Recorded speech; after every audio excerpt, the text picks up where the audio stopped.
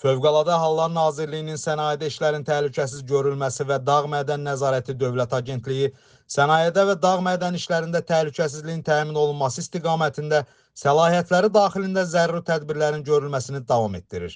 Bu çərçivədə agentliyin müfəttişləri tərəfindən Göygöl rayonunun Qızılca kəndində fəaliyyət göstərən Triton 21 məhdud məsuliyyətli cəmiyyətinə məxsus qaz doldurma məntəqəsində plan üzrə yoxlama aparılıb.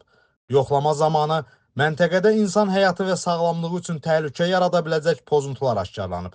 Belə ki, maye qaz doldurma məntəqəsində istismar olunan 3 ədəd maye qaz tutumunun istismara yararlı olub-olmamasını müəyyənləşdirmək məqsədi ilə dövri texniki müayinənin, eləcə də sözü gedən tutumların üzərində quraşdırılmış qoruyucu klapan və manometrlərin dövri yoxlamasının aparılmadığı, məntəqənin maye və təbii qaz təsərrüfatı obyektlərinin fəaliyyəti növünə lisenziya alınmadan istismar olunduğu müəyyən edilib.